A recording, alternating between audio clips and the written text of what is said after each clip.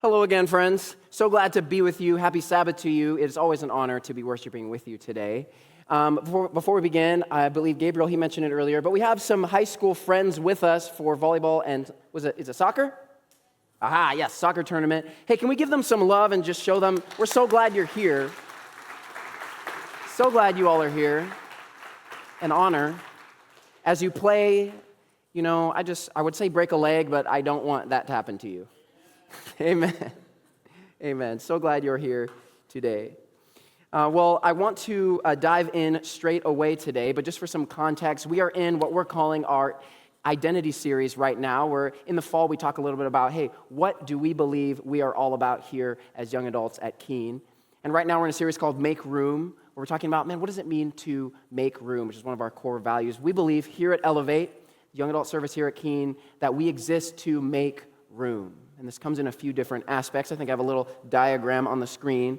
It comes in a few different aspects. Last week we talked about, hey, what does it look like to make room for Jesus? To make him and following him the central theme and story of our life. And today we're going to talk about what does it mean to make room for one another. So that's where we're going today. Before we do, I wanted to do something that I have not done in Elevate before, which is circle back to a previous sermon to last week and just say some words. It's been a bit of a hectic week on my end. I got into a bit of a car accident this week on Thursday night, and nothing crazy, but there was a gravel truck on the highway that had spilled a ton of giant rocks around this corner, and I hit all these rocks and it shredded all my tires. And so I posted one on my story. Those of you who saw, you're like, hey, who slashed your tires? And I was like, no, we good. So it was all well, but I learned what it meant to do adulting this week when I had to go to the tire store and drop a grip on tires, which, bro. So don't ruin all of your tires at once, because the guy, this isn't even in my notes. I just had to share this because I'm frustrated about it. The guy was literally just not only did my tires break, but my rim cracked itself. There's a crack in my tire rim. And he was just like, yeah, looks like there's a crack in your tire rim. So for a quick $750.99, we could just replace all four for you. And I was like, you said that there was a crack in one, brother. And he was like, yeah, but we could do a deal for you, get you, all four, because you want them to match. It'll look nice. And I was just like, nah, bro, we're doing one. Your boy's a pastor. Your boy's not making money. What are you trying to say? Anyway, it's been a bit of a hectic week, but I kept finding myself coming back to one of the texts from last week. If you weren't here, that's okay. We were reading from Luke chapter 14, and I wanted to highlight verse 27. Just for a moment, because I felt it was so strong, and I was just feeling really convicted that I needed to talk about it for just a minute today. Jesus says some hard words. We talked about it last week. If you missed that, you could hit it up on Spotify. But he hit some hard words for us. He says, whoever does not bear his own cross and come after me cannot be my disciple, which is nuts already, difficult. And I just felt like I needed to return to it because I have been feeling the feeling more and more that I just think we are in a moment where I think the accusation, perhaps, from a lot of older folk towards those of us who are a little bit younger in the faith is that, hey, there's a lot of deconstruction going on. There's a lot of maybe perhaps doing away with the ways of faith. There's a bit of a treating things that have been valued, the ways of faith for years and years, as if maybe they don't matter as much. And I think there's a fear from older folk that perhaps, younger people, they just don't care about the scriptures anymore. They're not aligning our lives with the scriptures. And I think a lot of that is due because there's a little bit of a pushing back. I like to describe it as we're all handed a bit of a backpack of faith from those who came before. And inside this backpack, there's a whole bunch of stuff. You guys ever see the original old Mary Poppins, where she had the bag? This is a bit of a throwback. Some of y'all too young. But there was in the Mary Poppins movie, she had this magic bag where you could reach in and you could reach all the way. It did that thing where except my hand would disappear. Her hand would disappear and she would reach into this bag and pull all sorts of things. And I like to think of faith as a backpack. We're all given a backpack. And inside this backpack, there's all sorts of things, different beliefs, different hey, Maybe you should be a vegan or else God won't love you. I pick on that one a lot. Vegans, I don't hate you. I was vegan for a while. I'm not mad. In fact, I will even argue it's objectively healthier, so I'm not mad at you. But we do these things. We pass on these things when they're in the backpack, and sometimes we get them from those who came before, from our parents, our grandparents, our communities, and we reach inside this backpack and we're like, we pull something out, and I remember I had to go through a process of pulling out all the things from the back. What's in the backpack? Pulling it all out. What's in here? And I would find things like, man, if you ever drink coffee, God will never love you. And I'm like, that's not in the book. We have to be cautious with the things that are handed to us and test them by the scriptures. So, that's the one hand, but on the other hand, I think that perhaps there is also a truth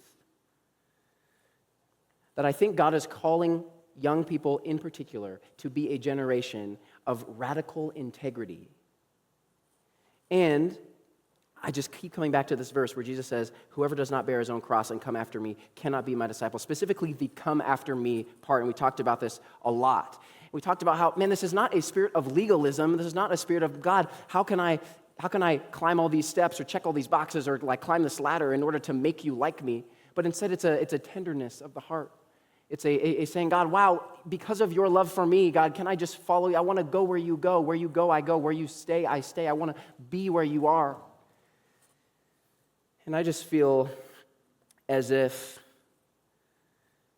what would it look like for us to become a generation of young people of radical integrity, that everything we did, we aligned our lives with the scriptures, that God was our anchor?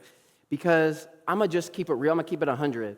There are too many of my friends who I know sing in church on Sabbath morning. They're in the worship team. But then I catch their Instagram story on the close friends, and they're straight up in the spot.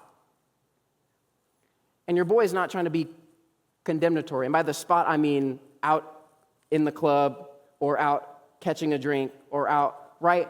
And again, this is not a condemnatory moment. This is not thinking about a moment of attack or criticism.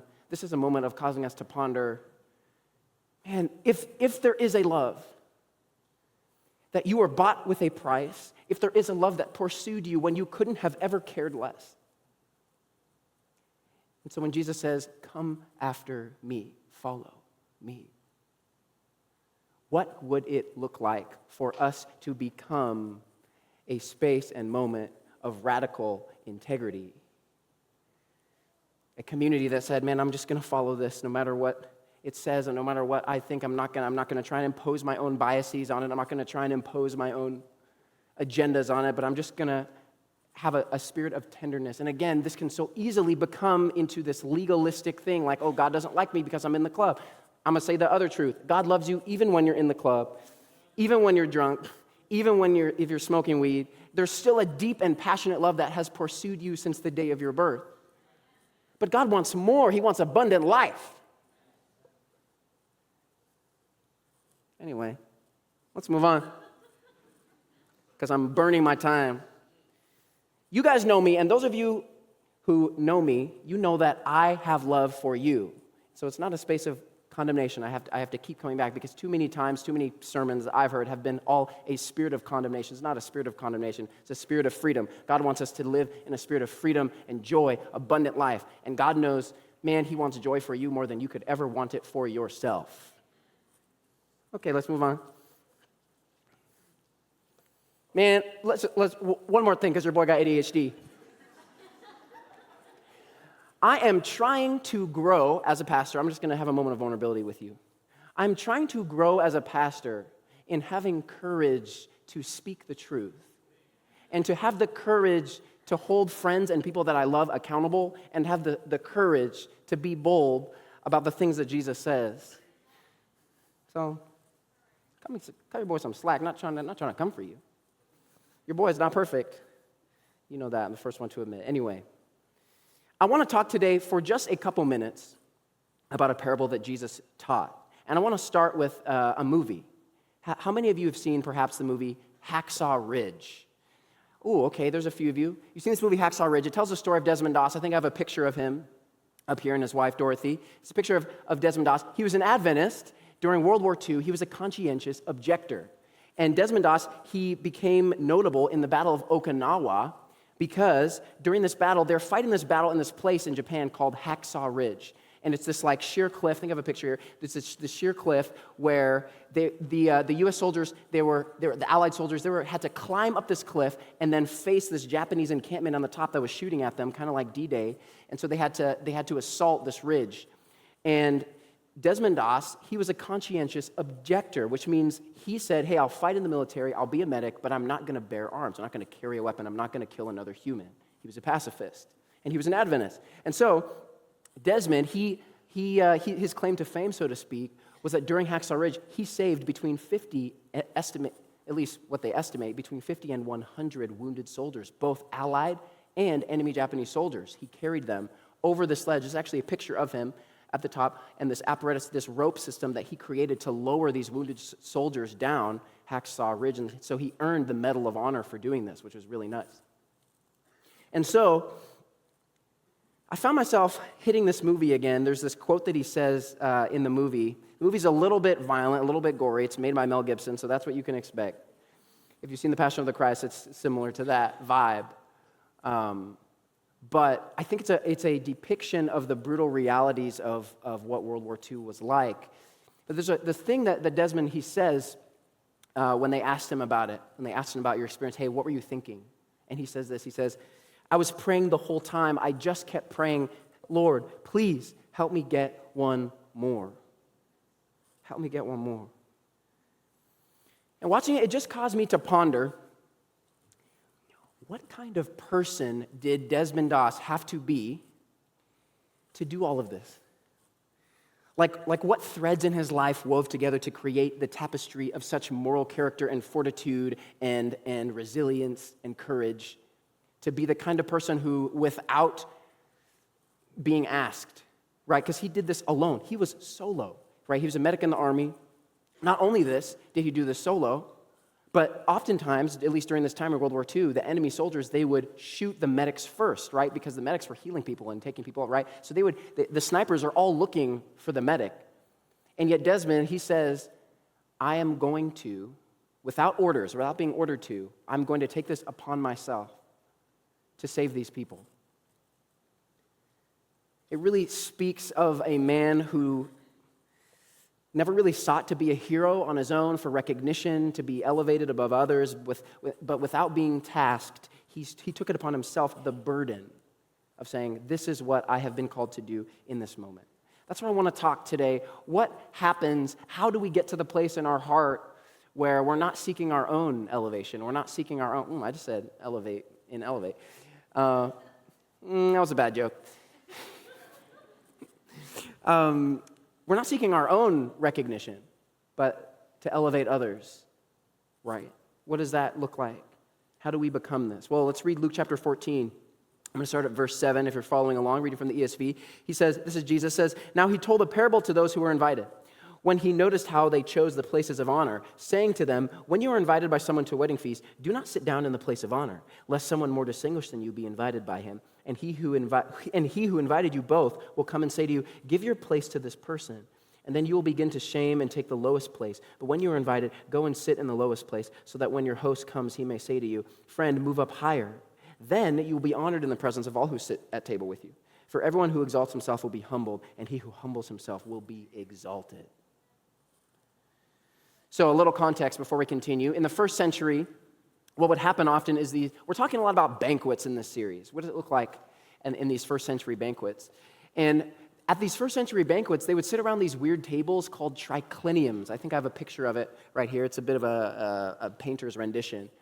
But they would sit around these tables, these square tables, called tricliniums, and they were low to the ground. They weren't high like the tables we sit at today.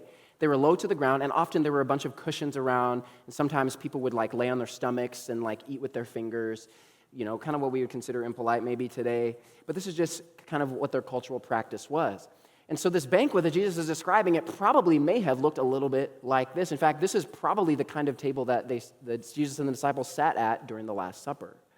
And so they're sitting around this table, and Jesus says, hey, when you enter a wedding banquet, don't immediately go to the places of honor. What are those? What's a place of honor? Well, what we learn is in the first century, the custom is right next to the host, usually at the head of the table, to the left and to the right, were these spaces of honor. And really, if you were placed next to the host, it essentially meant that you were honored, that you were elevated above the rest. And typically what we know culturally is sometimes on the right there would usually be like a close friend, maybe a family member, and then on the left there would be a special guest that was supposed to be particularly honored. And so Jesus says, when you go to a banquet, don't seek out the spaces of honor. Do not sit down in a place of honor. And so what I would like to do is for the next few minutes just highlight 3 different things that Jesus shares about how do we get to a place in our heart where we're not seeking after spaces of honor, where we make room for one another. Jesus says, first of all, in verse number 8, if you're following along, Luke 14, verse 8, he says, do not sit down in a place of honor. Don't sit down. So when you enter into this wedding feast, so to speak, he says, don't immediately make a beeline, right, to the table of the wedding party. Wouldn't that be like low-key, like pretty awkward if you were at a wedding and you were not part of the wedding party and you were just like, I'm going to just sit here. Hi. That would be a pretty awkward scenario. If you just made your way over to sit with the wedding party, right? Oftentimes, at most wedding receptions, at least in the West, there's like a table, right, at the front or off to the side that's reserved, right? We reserve it for the wedding party, for the bride, the groom, right, the bridesmaids and the groomsmen. It's often reserved for them. So what Jesus is saying is like, hey, don't just, because of you think of your own self-importance, don't just immediately go to the most honored space, but instead intentionally seek out the lowest place. This is difficult, I think, for us, because if we're to take this and apply it to our lives, it sort of runs kind of antithetical to the way the whole world works, right? The whole world is set up around the idea of recognition, right? Academically, right? Those of you who are students here, you're in the world of academia. Academics are set up around the system of recognition. You do well, you get recognized, you get a good grade, right? There's a system of merit, of hard work, merit, reward, but not only that, recognition, right? We have systems in place when you graduate, whether you graduate cum laude or magna cum laude, right? These are ways that we recognize the hard work that you've done, right? Systems of recognition. We have it in the workplace as well. If you work really, really hard, it used to be, if you worked really hard for a long time, you'd be guaranteed a pension, retirement. Nowadays, often not guaranteed. But I still remember, back in the day, in undergrad, when I went to Walla Walla, I'm a Walla Walla University boy, and when I went to Walla Walla, I still remember I worked at this tiny little burger shop called the Dairy Express. Maybe some of you know what it is. If you do, come and talk to me. I worked at this tiny little burger joint, and I remember I was very irresponsible during this phase of my life. It was an irresponsible Tony era, and I remember always seeing this little plaque on the wall, and on the plaque it said, Employee of the Month. And I always thought to myself, man, it would be so nice to be on that Employee of the Month, but your boy was late to every shift, so I was not getting on Employee of the Month. But I remember Employee of the Month, this idea of recognizing someone who's gone above and beyond, right? This is the way our world sort of works. And not only that, we live in a world of social media now, right? This is the era of self-promotion, right? All of us who have either Instagram, TikTok, whatever it is, the whole concept of social media is we have become our own brands, right? You are not only you, but you are actually a brand, right? And we operate as if we're selling ourselves as a brand when we create our Instagram or TikTok profile or whatever it is, right? We have become a brand, essentially selling ourselves and selling our data, which is a whole other sermon. But we're in this space and time of recognition, and yet Jesus says, hey, when you enter a space, don't immediately seek the space of recognition and self-promotion, but try and subvert that actively. Ooh, very interesting. Pete Scazzaro says it like this. In his book, he says, the world's discipleship says, be popular. Jesus' discipleship says, reject popularity. Be popular with me. The world's discipleship says, be great. Jesus' discipleship says, reject greatnessism and be great with me. The world's discipleship says, be successful. And Jesus' discipleship says, reject successism, be a success with me. The world's discipleship says, avoid suffering and failure. And Jesus' discipleship says, embrace suffering and failure. Be faithful to me. And so I just think what Jesus is leading us to, perhaps, is the idea that to make room for one another means that we lean away from the self-promotional bend of our world. Right? Our world wants us to promote ourselves, to say, hey, look at me, right? This is the whole concept of we living in the social media era. And so Jesus says, man, maybe what it would look like to make room for others in our life is if we could just sort of lean away from the river of our world, which is flowing towards, hey, promote yourself. Hey, seek after recognition. Seek after spaces where you're the center of attention. Instead, go the opposite direction. Fight the flow. That's our first verse. Second, we find in verse chapter 10, Luke 14, verse chapter 10, Jesus says, go and sit in the lowest place. Mercy. He says, sit in the lowest place. So not only do not seek the spaces of your own recognition and promotion, but he says, be proactive about seeking the lowest place, about seeking spaces of obscurity, right? Where nobody knows that it's you. Ooh. He seems to be saying that there's something that happens in the heart when you remove recognition, that there's a freedom that grows when you're not seeking after, man, who am I, my own greatness? I have to become something, right? And I remember, your boy remembers, at the end of undergrad, I remember being about to graduate, and I remember just this feeling like, man, I'm going to do something great, and I'm going to kill it, and I want to do something impactful in the world. And a lot of you I know feel that feeling. Like, I want to actually affect the world and, like, do something impactful. I want to help other people. I want to, like, contribute to my field, or I want to, right, like, create art that's meaningful to people, or I want to build bridges. I want to, help people as a doctor, whatever it is. I want to do something meaningful, and I think that's beautiful. I think God made that, right? God gave us that, this concept of vocation. But what would it look like to do that, to chase after these things that God has put in us, but to be actively subverting our own elevation, to be actively subverting the tendency of the human heart to want to be praised? Ooh. I felt this as well in undergrad when during undergrad, my family faced some hardships, and I found myself struggling financially quite a bit. My family had, due to a series of events, a bit of a long story, my family kind of lost everything and became homeless. Right at the end of high school as I was going into undergrad. And so during undergrad, I was working 3 jobs just so that I could stay in school, so I could just pay my bills. And I was trying to, I'd fill out my FAFSA. I know all of you feel the stress of FAFSA every single summer and fall. I was filling out my FAFSA. I was like, please, government, can you give me some more money? Because your boy doesn't have a lot.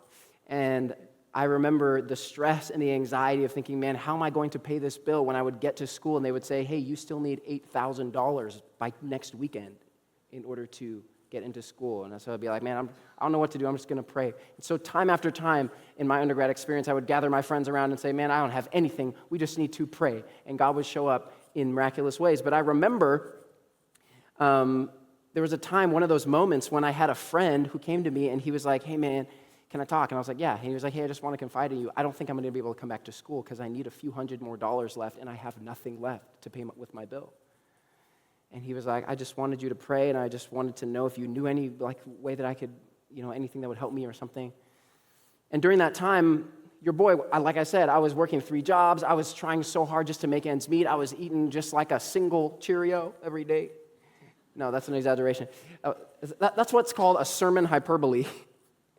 No, I was eating rice, I was eating ramen, but I was pinching the pennies just to make it work. And I remember he was like, hey, is there anything that that can help? And I remember thinking to myself, man, I just have like $300 in my account. That's all I have to my name in the world. And it just so happened that that's about the amount that he needed. And I was thinking to myself, oh, man, how do I do this? Because on the airplane, they tell you, put the mask on yourself before you help someone else. You need to have a self-care. And so I was thinking to myself, man, I'm just trying to practice self-care. I'm not going to give him my money. You got to take care of yourself before you can help someone else. But I couldn't shake the feeling in my heart that God was calling me to something else, to something harder, to something higher, to something a little more difficult. That instead of seeking my own elevation, what would happen if I elevated someone else? And so finally I couldn't shake it. And I'm not going to lie and pretend that I was super spiritual. And like the moment, it was like Samuel. He's like, son, do this. I'm like, yes, Lord. No, that wasn't. But it was after a few days, I was like, I can't shake it. Okay, so I went and I did. I'm like, hey man, I just wanted to help here. And man, the look on his face.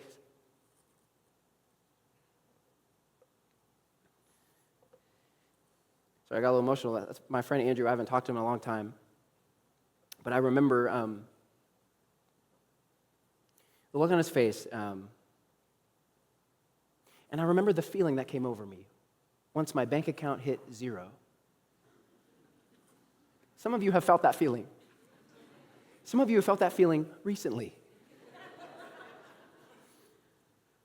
I remember the feeling, but it wasn't the feeling I thought I would have. I thought that it would be despair, but what happened when I gave, all of a sudden, it was like a new freedom emerged, a new freedom. All of a sudden, it's like I had this attachment to this thing I needed to protect and conserve, and like this mentality of scarcity. But all of a sudden, when I gave it away, it's like, man, I have nothing to protect anymore. I have nothing to be scarce about anymore. All of a sudden, now it's just God. God has to take care of me. And he did. All of a sudden, people came out of nowhere in my life, and they were like, hey, can I help you? Hey, here's $100. Hey, I would go into the finance office, and all of a sudden, they would just be like, I'd be like, all right, I'm here to pay my bill. I know I got like $3,000. And they'd be like, oh, what do you mean? Your bill is paid in full. And this happened over and over and over again. Now, what I'm not saying, again, we've talked about this before. We have to resist the tendency to make spiritual life into a formula. Do X plus Y equals outcome. God is not a formula. God is a person. He's personal. And so, God is not a little Santa Claus with his little bag that if you just do the right thing, he's going to.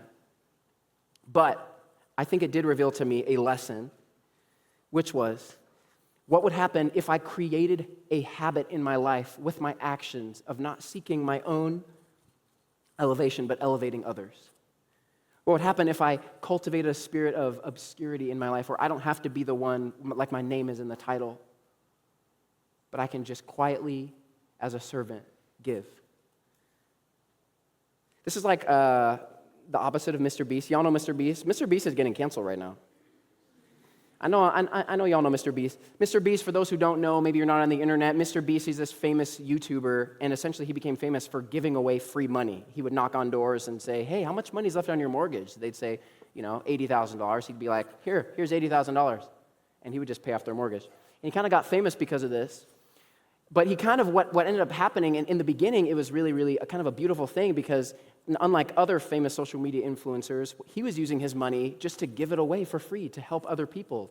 And you would see the people's reactions. They would break down in tears. There'd be, older folks who, they thought they would never, ever be able to pay off this bill, or they have hospital debt. He would say, hey, how much is your medical debt? They'd say, $200,000. He would say, here's $200,000. And he would just give it to them. It started off really beautiful, but eventually he created this social media empire. You guys seen Mr. Beast burgers? Mr. Beast has a burger shop. He has a candy brand. He has a pizza store that he owns. I think it's in New York. And he built this giant empire, all with his face on it. And as I was thinking about this, I was like, man, this feels like the opposite of the Mr. Beast way. That Jesus is saying, and I love Mr. Beast. I'm not mad about Mr. Beast, although he might be getting canceled. So we'll have to see what's happening there. But it seems like Jesus is saying, man, instead of seeking your own recognition, instead of building an empire around how nice you can be, what would it look like to do so in secret? Finally, as we close, Jesus says, for everyone who exalts himself will be humbled, and who humbles himself will be exalted.